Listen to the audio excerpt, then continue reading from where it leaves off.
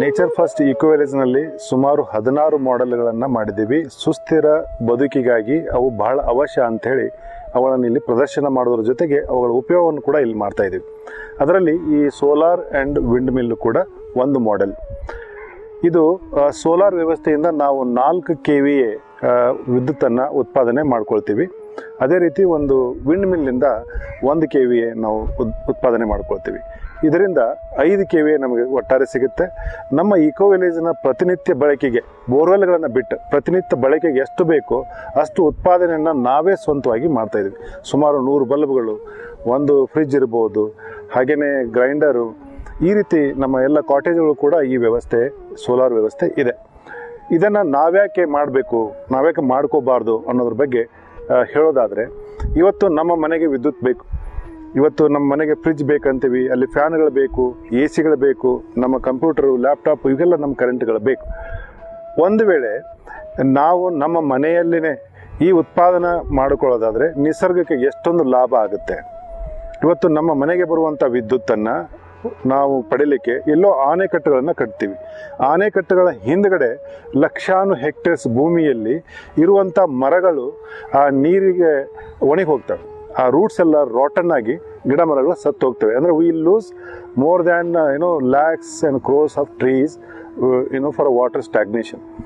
ಆ ಮೂಲಕ ಆ ವಿದ್ಯುತ್ ನಮ್ಮ ಮನೆಗೆ ಹರಿದು ಬರಬೇಕು. ಅದಕ್ಕಾದ ಒಂದು ಲೇನಲ್ಲಿ ಬರ್ತವೆ, ಅಲ್ಲಿರುವಂಥ ಗಿಡ ಮರಗಳನ್ನ ಚಾಪ್ ಮಾಡ್ತಾ ಬರ್ತೇವೆ ನಾವು.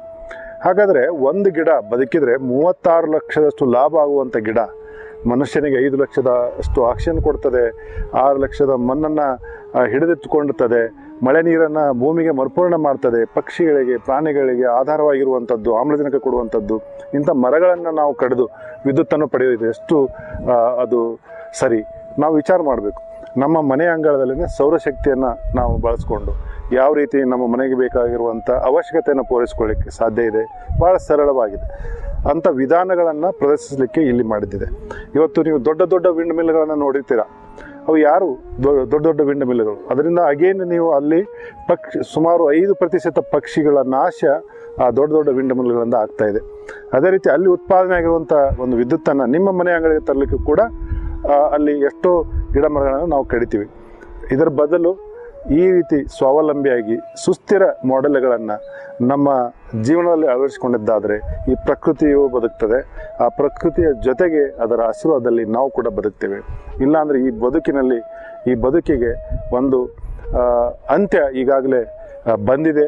ನಾವು ಅದನ್ನು ಪ್ರಕೃತಿಗೆ again we have to bring back the richness of the nature for our own survival ಅನ್ನೋದಕ್ಕೆ ಈ ಒಂದು ಮಾಡೆಲ್ ಕೂಡ ಈಕ್ವಲೇಜ್ನಲ್ಲಿದೆ.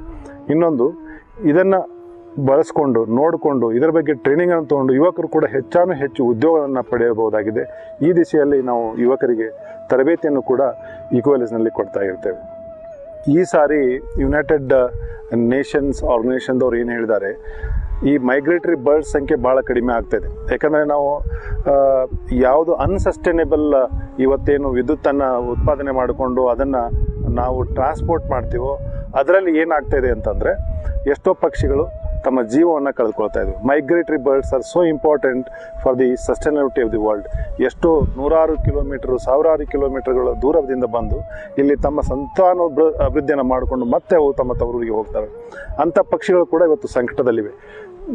ನಮ್ಮ ಪರಿಸರವನ್ನು ಉಳಿಸ್ಕೊಳ್ಳಿಕ್ಕೆ, ಇಂಥ ಪಕ್ಷಿ ಪ್ರಾಣಿಗಳನ್ನು ಉಳಿಸ್ಕೊಳ್ಳಿಕ್ಕೆ, ಸುಸ್ಥಿರ ಬದುಕಿಗೆ ಈ ರೀತಿ ನಾವೇ ಸ್ವತಃ ವಿದ್ಯುತ್ ಉತ್ಪಾದನೆ ಮಾಡಿಕೊಂಡು ಸುಸ್ಥಿರ ಬದುಕಿಗೆ ನಾವು ತಯಾರಾಗಬೇಕು ಅಂತ ಹೇಳಿದ UN ಒಂದು ಸಂಗತಿಯನ್ನು ಕೂಡ ನಾವಿಲ್ಲಿ ನೆನಪಿಟ್ಕೊಳ್ಬೇಕು.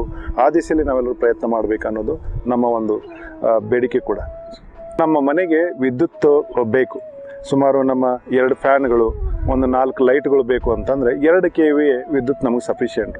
ನಮಗೆ ಲಕ್ಸುರಿ ಬೇಕು ಅಂದರೆ ಫ್ರಿಜ್ ಬೇಕು ಅಂದರೆ 3 KVಯಿಂದ 4 KV ಉತ್ಪಾದನೆಯಿಂದ ಅಂದರೆ ನಾವು ಕರೆಂಟನ್ನು ಅಥವಾ ವಿದ್ಯುತ್ತನ್ನು ಪಡೆಯಬೇಕಾಗುತ್ತೆ. 2 KVA ಉತ್ಪಾದನೆ ಮಾಡಿಕೊಳ್ಳಿಕ್ಕೆ ಒಂದು ಸಣ್ಣದೊಂದು ಈ ರೀತಿಯಾದ ಫೈಬರ್ನಲ್ಲಿ ಮಾಡಿರುವಂಥ ಒಂದು ವಿಂಡ್ ಮಿಲ್ಲನ್ನು ಮನೆಯ ಮೇಲ್ಗಡೆ ನಮ್ಮ ಟ್ಯಾಂಕ್ ಕಟ್ಕೋತೀವಿ, ಅದರ ಮೇಲೆ ಫಿಕ್ಸ್ ಮಾಡ್ಕೋಬೋದು. ಇದರಿಂದ 1 KVA ಬರುತ್ತೆ. ಅಂದರೆ 75,000 ರೂಪಾಯಿ 1 KVA ಉತ್ಪಾದನೆಗೆ ಖರ್ಚಾಗುತ್ತೆ. ನೀವು 2 ತೊಗೊಂಡ್ರೆ ಅದು ಕೇವಲ 65,000 ರೂಪಾಯಿಗೆ 1 KVA ತಯಾರಾಗುತ್ತೆ. ಅಂದರೆ ಡಬಲ್ ಯೂನಿಟ್ ಟೋಟಲ್ ಖರ್ಚು. ಅದರ ಮೇಲೆ ಗೌರ್ಮೆಂಟು 40% ಸಬ್ಸಿಡಿ ಕೂಡ ಕೊಡ್ತಾ ಇದ್ದಾರೆ. ಅಂದ ಹಾಗೆ ನಾವ್ಯಾಕೆ ಮನಸ್ಸು ಮಾಡಬಾರ್ದು? ನಮ್ಮ ವಿದ್ಯುತ್ತನ್ನು ನಾವೇ ಹೇಗೆ ತಯಾರು ಮಾಡ್ಕೋಬಾರ್ದು. ಇದರಿಂದ ನಾವು ಜನರಿಗೆ ಒಂದು ಮಾದರಿ ಬದುಕನ್ನು ಬದುಕಲಿಕ್ಕೆ ಸಾಧ್ಯ ಆಗುತ್ತೆ, ಪರಿಸರದೊಂದಿಗೆ ನಾವು ಮತ್ತೆ ನಲಿಯಲಿಕ್ಕೆ ಅನುಕೂಲ ಆಗುತ್ತೆ ಅನ್ನೋದು ಕೂಡ ಒಂದು ಉದ್ದೇಶ. ವಿಂಡ್ ಮಿಲ್ ನೇಚರ್ ಫಸ್ಟ್ ಈಕ್ವಲೈಸ್ನಲ್ಲಿ ಮೊದಲ 6 ತಿಂಗಳು ಇರಲಿಲ್ಲ. ಆವಾಗ ಇದೇ ನಾವು ವಿದ್ಯುತ್ ಬಿಲ್ಲನ್ನು ಸುಮಾರು 18,000 ವಿದ್ಯುತ್ ಬಿಲ್ಲನ್ನು ಪ್ರತಿ ತಿಂಗಳ ನಾವು KBಗೆ ಕಟ್ತಿದ್ವಿ. ಇವತ್ತು ಇದು ಬಂದ ಮೇಲೆ ಆ 18,000 ಪ್ರತಿ ತಿಂಗಳನ್ನು ಕೂಡ ನಾವು ಉಳಿಸ್ಕೊಳ್ತಾ ಇದ್ದೀವಿ. ಈಗ 2.5 ವರ್ಷ ಆಯಿತು. ಅಂದರೆ ಸುಮಾರು ಪ್ರತಿ ವರ್ಷ 2,30,000 ಉಳಿತಾಯ ನಮ್ಗೆ ಆಗ್ತಾಯಿದೆ. ಏನೂ ಇಲ್ಲ, ಇದಕ್ಕೆ ಏನು ಖರ್ಚು ಮಾಡೋಲ್ಲ. ನಾವು ಕೊಟ್ಟಂಥ ಹಣದಲ್ಲಿ 6,80,000ದಲ್ಲಿ 90% ಅಮೌಂಟ್ ನಮಗೆ ವಾಪಸ್ ಬಂದಿದೆ ಅಥವಾ ಉಳಿತಾಯ ಆಗಿದೆ. ನಿಮ್ಮ ಪ್ರಾಣಿ ಪಕ್ಷಿಗಳು ಜೀವ ಸಂಕುಲ ನಿಸರ್ಗ ಉಳಿಯುತ್ತೆ. ಅದೇ ರೀತಿ ನಿಮ್ಮ ಶ್ರಮ ವಹಿಸಿ ಬೆವರು ಸುರಿಸಿದಂಥ ಹಣ ಕೂಡ ಉಳಿತಾಯ ಆಗುತ್ತೆ.